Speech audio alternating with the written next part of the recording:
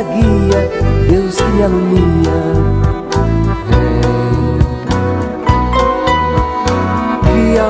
O Clube do Ouvinte, RU Nossa Senhora de Guadalupe, traz até você a Lei do Amor. Defende dos perigos, dos inimigos da vida.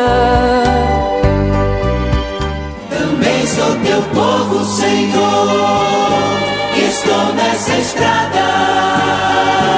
Somente a tua graça me basta e mais nada, o povo de Deus. Olá pessoal, mais uma vez é uma grande alegria estarmos nas ondas da Rádio Universidade Católica de Pelotas para o programa Lei do Amor, sempre no patrocínio do Clube do Ouvinte e de Chal Freios, ali no Largo de Portugal. Freios e suspensões, né? O Chal é freios e suspensões. E nós estamos iniciando então o mês de dezembro e liturgicamente nós estamos no período de penitência para nos prepararmos melhor para o Natal do Senhor. E neste tempo de advento, tempo de espera, tempo de meditação, tempo de grande simbolismo litúrgico, nós temos recebido várias perguntas, né? E uma grande maioria das perguntas nos falam sobre o Natal como uma data comercial e não o Natal como Cristo que vem, o Natal que nos lembra que Cristo veio, nos salvou. O Natal nos lembra que Cristo está sempre conosco, então a sua vinda é diária junto a nós. E o Natal que nos diz, vamos preparar esta festa tão bonita de aniversário de quem veio, na esperança e também na fé de que virá uma nova vez, mais uma vez virá, e virá para instalar em definitivo então o seu reino, que outrora foi conquistado com o seu sacrifício amoroso. E aí muitas pessoas dizem, mas o Natal é assim, ficou tão comercial, a situação está tão difícil, a gente queria dar um presentinho para as crianças, para não deixar passar, né? Então no programa de hoje nós vamos falar de alguns símbolos e incluímos então também o que nós pensamos, através da Lei do Amor, como o sinal dos presentes. Mas como nós iniciamos a preparação do Natal com um tempo chamado Advento, e o grande símbolo do Advento é a sua coroa. Todas as igrejas retiraram os castiçais dos altares e no próprio altar, ou junto a ele, colocaram uma coroa que a gente chama coroa do Advento. Normalmente essa coroa ela é composta de ramos de cedro ou outros arbustos de acordo com a região onde a gente mora, né? E também pode ser gravetos para prender esses ramos, né? E uma fita vermelha, que é a cor do Espírito Santo, pelo qual o Senhor se encarnou no seio da Virgem Maria, né? Tem gente que coloca também dourados, prateados, várias cores e vários adereços nesta coroa. Mas ela pode ser simples ou mais também, né? É bem preparada. E esta coroa, ela em forma circular, que simboliza o eterno Deus que não tem início nem fim, por isso que ela é redonda, né? Numa roda a gente não sabe onde o início é o fim, porque depois de ela estar pronta é roda, né? E ela tem também, né, esta fita vermelha que eu tinha colocado, né, que ela simboliza esse amor de Deus, razão pela qual ele se faz presente entre nós em Jesus, o Filho de Deus vivo. E ela tem 4 velas, uma acesa em cada domingo, em cada semana que antecede o Natal. E as velas simbolizam a vida que o Filho traz com ele, e elas são então sempre acesas no início de cada missa ou cada celebração, no primeiro domingo, no segundo domingo, no terceiro domingo e no quarto domingo de Advento. No primeiro domingo de Advento, a gente normalmente coloca a vela verde, se a coroa é formada por velas coloridas, ou a vela cor roxa escura, porque ela pode ser formada em 4 tons também, né? 2 tons de roxo, roxo escuro, roxo claro, o rosa e o branco. Então a gente coloca, né? Acende essa primeira vela no domingo de Advento, né? Simbolizando o perdão dado por Deus à humanidade. E sobretudo, né, em Adão e em Eva, né? O segundo domingo, que seria então a própria cor roxa, se no primeiro domingo foi verde, ou um roxo mais claro, ela simboliza a fé de Abraão e dos outros patriarcas a quem foi anunciada a salvação. No terceiro domingo, nós temos a vela rosa, é o domingo da alegria, né? Até muitas velas estão escrita a palavra alegrai-vos. E este domingo da alegria, da cor rosa, também os paramentos nesse dia, estola, casula, deveriam ser rosa, simboliza a alegria do rei Davi, a quem Deus prometeu uma aliança para sempre, e que desta aliança sairia o Salvador. E no quarto domingo, então, nós temos a cor branca, que simboliza os profetas que anunciaram a vida de Jesus. Este ano mesmo nós temos o quarto domingo no dia 23, depois na segunda-feira a gente já decora toda a igreja, sai a coroa, né, para a Missa do Galo, que já é a grande missa de anúncio do Natal. Então ela está no imediatismo da chegada do Senhor e simboliza então, né, esta vinda de Jesus, né? Mas também, né, pode ter outras cores conforme o lugar. Mas elas sempre significam, então, essas promessas, né, o profetismo, a alegria de Davi, os patriarcas, né, e a esperança que a gente tem no perdão do Senhor que encontramos na figura de Jesus. Também a gente, no período de Advento, a gente se prepara o Natal com aqueles grupos de família, onde a igreja dá um farto material para a gente meditar e poder refletir melhor, né, sobre o sentido do Natal, e conforme for o material, ele tem um tema específico, né? Tem um do todo dos regionais de cada igreja ligada à CNBB, e tem outros que são feitos, né, especialmente para grupos e para movimentos e às vezes até para igrejas particulares. Então, mas é sempre esses grupos de família, esses grupos de reflexão, esses grupos bíblicos, nos lembrando, né, uma missão que nós temos como batizados, e esta missão é uma estratégia de amor que Deus tem para conosco e espera de nós uma grande resposta nesta ação missionária de convidar vizinhos, de convidar amigos, de convidar a própria família para rezar e preparar melhor a grande noite do Natal, a grande festa do Natal. E também nós preparamos as nossas casas, nós que temos a fé, e seria tão bonito que todas as casas tivessem uma guirlanda nas suas portas, né? O que são as guirlandas? São umas coroas feitas de ramos e outros enfeites, né, que a gente pode colocar na porta. Se não der para colocar na porta, se tem risco, coloca por dentro na janela, no vidro, que quem passa pode perceber. E ela tem um sentido muito bonito. Ela simboliza que naquela casa, naquela família, existe realmente uma espera do nascimento de Jesus. E que essa espera é feliz. E por ser feliz eu partilho com os outros, dando este sinal, né, da minha esperança, né? Ela também, então, adquire esse simbolismo de fé naquele que vem como o Salvador da humanidade.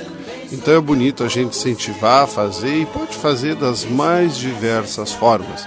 Eu me lembro quando eu era professor, uma vez, no primeiro grau, eu estipulei na sala de aula que cada sala de aula fizesse uma guirlanda para botar naquela sala de aulas, e nós íamos sortear, né? E daríamos então um cachorro-quente, uma Coca-Cola, um chocolate para os alunos da turma que fizesse a guirlanda mais original. Porque no fim todo mundo ganhou, né? Mas era mais para competir. E eu me lembro bonito, era uma escola muito simples, muito pobre, né? E a aula que fez a guirlanda que ganhou, fez simplesmente um arame redondo Nesse arame colocou tampinhas de garrafa de refrigerante plástico e dentro da tampinha um retratinho de cada um dos alunos daquela aula. Todos eles sorrindo na espera do Cristo Salvador. Então a guirlanda pode ser feita de acordo com a nossa capacidade criativa e ela pode ser feita assim dos mais variados materiais, de maneira que a gente mostre isso. Olha, nós temos fé, nós temos a esperança, nós nos alegramos, a guirlanda é um enfeite, enfeite lembra a alegria, para recebermos o Salvador da humanidade. Também é natural, eu me lembro que desde pequeno eu adorava armar lá em casa, né, a árvore de Natal. E ela é representada por um pinheirinho. Nós aqui estamos no verão, né, o tempo aquece. Mas na Europa, onde originalmente começou a nossa fé, né, onde se desenvolveu o costume também da preparação e da celebração mais solene do Natal, lá é inverno e às vezes um inverno muito rigoroso, cai neve, as árvores secam, as árvores ficam cobertas de neve e em algumas regiões a única árvore que se mantinha verde, se mantinha bem, se mantinha em pé, se mantinha com vida, era o pinheirinho. Por isso o pinheirinho, então, foi adotado como sendo a árvore do Natal, né? A árvore que nos lembra também esta vida da natureza em comunhão. E este pinheirinho de Natal, né? Hoje em dia até o pessoal faz ele artificialmente porque tem um cuidado ecológico, né? As pessoas às vezes começam a quebrar árvores, serrar árvores, né? E o pinheiro custa tanto a se desenvolver, tanto a crescer, tantos anos a alcançar a sua maturidade, né? Então hoje em dia nós temos algumas casas têm um pinheirinho plantado que todos os anos enfeita, e outras a gente faz de material que se adquire, né? De material também muitas vezes com uma grande originalidade, materiais variados. E este pinheirinho, né? Ele quer simbolizar a presença de Deus na história da humanidade. Como o inverno rigoroso e fazia secar, assim também o pecado acaba secando a nossa alma, desidrata a nossa alma da graça de Deus. É claro que Deus a socorre, né? Deus faz abundar ali a sua graça, mas muitas vezes estamos totalmente fechados. Então ele nos lembra isso, que mesmo o homem afastado de Deus pelo pecado, ele vai ver chegar a plenitude do tempo em que Cristo virá para instalar em definitivo o seu reino, reabrir para sempre o paraíso, e ele virá com um olhar misericordioso. Então ele nos lembra muito esta misericórdia de Deus, né? Por isso é que a gente então enfeita bem, porque a misericórdia de Deus a gente deve celebrar com grande júbilo, grande alegria e grande disposição interior, né? Muitas pessoas também, e isso assim sobretudo comercialmente, tem como um símbolo no Natal o Papai Noel, né? Nós sempre queremos dizer aquela frase de São João Paulo II, que Natal é Cristo. Natal é Cristo, quer dizer, é o Salvador feito homem, né? Ele é que nasce, ele é que traz a renovação da nossa esperança, a restauração da morte que o pecado nos causou, né? Mas o Papai Noel é muito ligado à figura de um santo da igreja que foi São Nicolau, que viveu entre 271 a 341 a.C. E ele dividiu seus bens com as pessoas pobres sem se identificar. Assim, né, nasceu a tradição de que um bom velhinho dava os presentes. E essa figura do Papai Noel, né, não é a figura daquele que vai e compra e dá, uma figura explorada comercialmente, mas ele quer dizer também que simboliza a bondade de Deus que partilha conosco o seu Filho, enquanto se humanando, né, adquirindo a nossa humanidade, o Deus que desce à terra, né? Não é nós, é assim, é no Natal que subimos lá no céu. Claro que a gente sobe com toda a esperança, a gente sobe com o nosso louvor, a gente sobe com as nossas preces, né? Mas é Deus que está descendo junto a nós. É Deus presente, caminhando na minha história, na história de cada um. Deus, então, nos manda, quando chegou à plenitude do tempo, o seu próprio Filho, nos diz São Paulo, né? E a figura do Papai Noel quer representar isso aí. Assim como eu posso partilhar os dons que eu tenho, assim como o Nicolau Santo partilhou os bens que ele tinha, que parece que eram muitos, né? Deus partilhou tudo, entregando o seu filho para nascer, infelizmente não ser compreendido, sofrer, né? Ser trucidado, mas que o filho conseguiu a ressurreição, e a ressurreição nos traz de novo, então, este conforto da ressurreição. Bem, aí eu falava no início do programa que eu recebo muitas perguntas sobre a história de se trocar presente no Natal, amigo secreto e familiar, e dar para as crianças, como é que é, né? Bem, como Deus nos deu o seu próprio Filho, né, como um presente, e esse presente encerra toda uma história de vida, né? Também nós devemos expressar a alegria desse amor divino pela humanidade, dando presente àquelas pessoas que estão mais próximas de nós. Coisa boa, né? A gente saber que alguém tem um afeto e quer nos dar uma lembrancinha nesse afeto, né? Ou uma lembrançona nesse afeto. Mas é um gesto de generosidade, né? Mas esse gesto de generosidade não deveria ser aquele lá, toma lá e dá cá. Mas seria um gesto de comprometimento, né? Para que eu possa adquirir em relação a cada pessoa, a cada ser imagem do Senhor, um comprometimento e uma postura de justiça e de caridade. Muitas vezes a gente está num grupo e a gente tem diferenças nesse grupo, né? Não somos todos iguais, não devemos ser uniformizados, temos pensares e agires diferentes, né? Tem algumas pessoas que não compreendem o livre-arbítrio de Deus e caem na mediocridade de querer fazer o compromisso dos outros como ele pensa que os outros deveriam ser, mas nós já falamos isso anteriormente num programa sobre o livre-arbítrio, né? Que Deus, depois de me dar o dom da vida, Ele respeita totalmente as minhas opções. Então ninguém tem o direito de querer que eu tenha a opção dele, mas eu tenho, por dever de justiça, o direito de respeitar a opinião dele e a opção dele, como ele tem o dever por justiça de optar também, né, pela minha opção e respeitá-la. E aí o que acontece? A gente vai no amigo secreto e às vezes pega alguém que a gente nem topa, não gosta muito, não aceita, né? Mas quis o destino que é ir.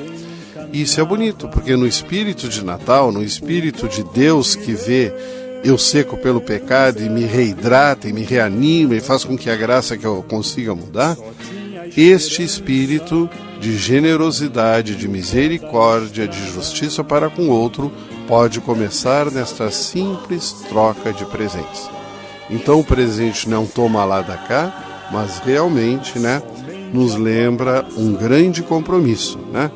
O próprio menino Jesus recebeu 3 dons dos reis magos, reis que vieram de longe, né, e deram a ele, né, esses presentes bonitos que nós vamos falar em seguida, falando no presépio. Mas o presépio, eu acho que é assim, eu não acho, eu tenho certeza, né? O símbolo por excelência do Natal, né?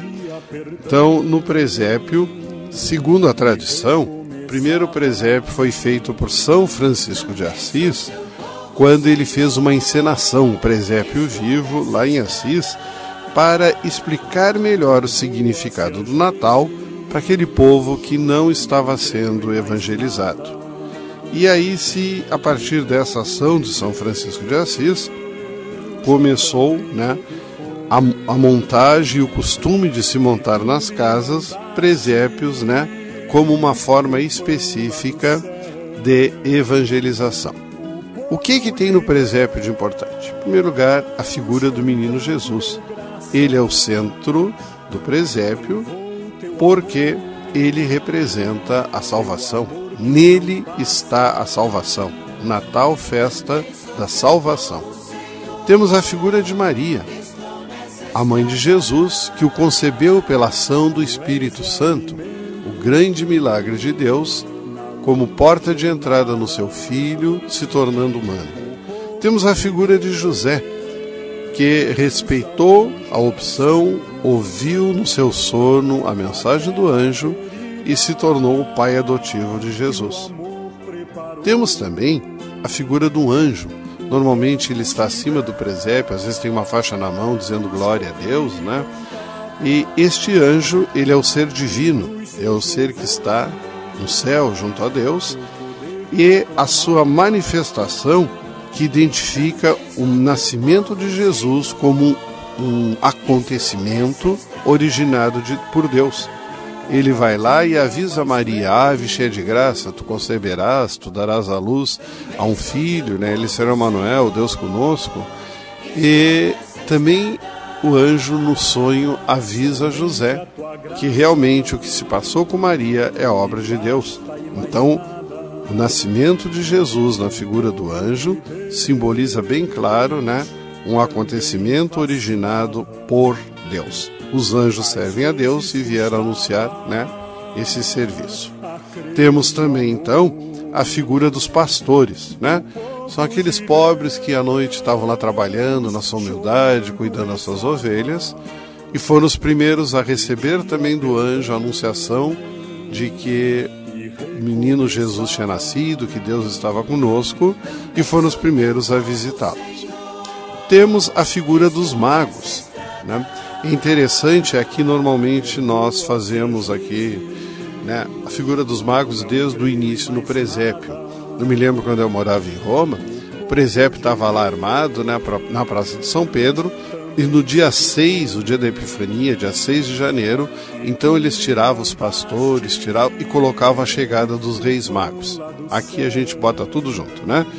E os reis magos, eles representam, né, eles são, melhor, 3 estrangeiros que visitam e presenteiam Jesus, simbolizando o quê? Na figura dos magos, que é a festa da Epifania, que ele nasceu como Salvador de toda a humanidade, e não somente dos judeus, né, conforme a tradição atribui a eles, né? Muitas pessoas perguntam: qual é o nome dos 3 reis magos? Melquior, Baltazar e Gaspar, né? E eles também trouxeram presentes para Jesus. E os presentes dados foi o ouro, o incenso e a mirra. O ouro representa a realeza de Jesus, festa que encerra o ano, Nosso Senhor Jesus Cristo, Rei do Universo. O sacerdócio de Jesus, o incenso, né? Sacerdócio, aquele louvor especial. E a humanidade de Jesus na mirra, que é para tirar a dor. Enquanto humano, muitas vezes nós temos dor, né? Temos também uma figura da estrela que a gente coloca sobre o presépio, que foi o meio pelo qual os reis magos, saindo lá do Extremo Oriente, foram guiados por ela, então, como um sinal, né, de que o céu também nos guia para as coisas de Deus. Temos a manjedoura, né, que é um local onde se bota num coxo e aí os animais da estrebaria comem esse alimento, e foi o lugar em que serviu como o primeiro berço, né, para o Salvador. Algo simples, alimento dos animais. E nós temos também 3 tipos de animais. Tem gente que bota o camelo, mas o camelo não faz parte. Originalmente não faz parte, né? Mas temos as ovelhas que acompanhavam os pastores que estavam cuidando. Significam a docilidade. A ovelha, aquele animal dócil, né? Seguiu o seu pastor, então ela representa a docilidade daqueles que aceitam visitar o Senhor, aceitam o seu chamado. Temos o boi, que estava abrigado lá na gruta, e que ele é símbolo da bondade, né? O boi é um animal manso, símbolo da bondade. Temos o jumento, que também estava lá na gruta, e ele significa o símbolo da força, né? O jumento carrega muita coisa nas suas costas, né? Então Jesus também carregou nosso pecado, carregou a humanidade junto da cruz, então o boi representa isso, né? Temos a própria gruta, que é um lugar comum na terra da Palestina, e ela serve para abrigar pessoas e animais, né? E o termo presépio, ele vem do latim e ele significa estrebaria, local onde os animais se refugiam. E pelo filho do homem não encontrar um lugar para ele nascer, também os pais tiveram que se refugiar junto com os animais. Essa era a perspectiva de São Francisco e que vigora até hoje, né? No nosso meio, na nossa casa. Temos as músicas de natais também, né? As músicas de Natal, desculpa, né? E quase todas elas celebram as boas-vindas do menino Jesus e agradecem a Deus por tê-lo enviado a nós, né? Hoje nós temos uma composta na Áustria em 1818, A Noite Feliz, ou Feliz Natal, que é aquele que é mais cantado no mundo inteiro, né? Temos ainda, no meu tempo de jovem, nós tínhamos muitos cartões de Natal, mas a gente trocava cartão, a gente recebia cartão, né? Hoje em dia tem o WhatsApp, então via WhatsApp, via computador, né? Os cartões de Natal diminuíram muito, diminuindo o serviço dos carteiros, né? Mas os cartões de Natal, as mensagens de Natal, que a gente pode dizer hoje em dia, né? Elas anunciam, como o anjo anunciou aos pastores, né, o nascimento de Jesus. Hoje nós anunciamos ao outro o aniversário de Jesus. Então são esses assim os principais símbolos que nós queríamos destacar. Nosso tempo voou.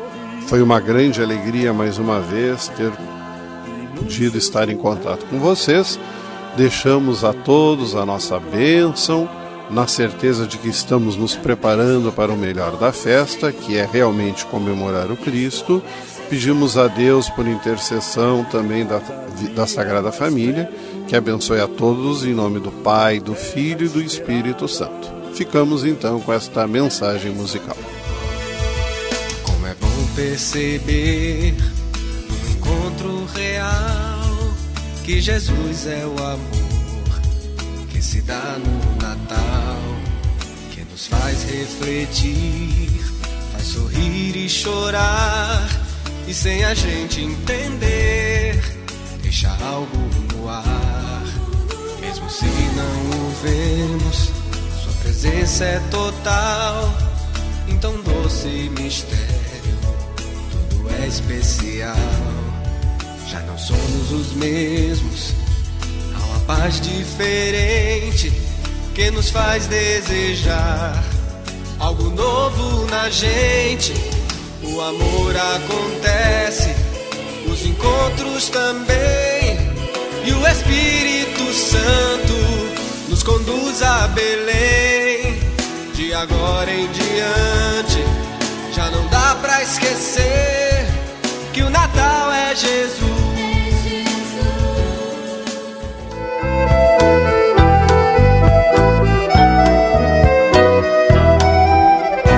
Luz na frente, paz na guia, Deus que me alumia.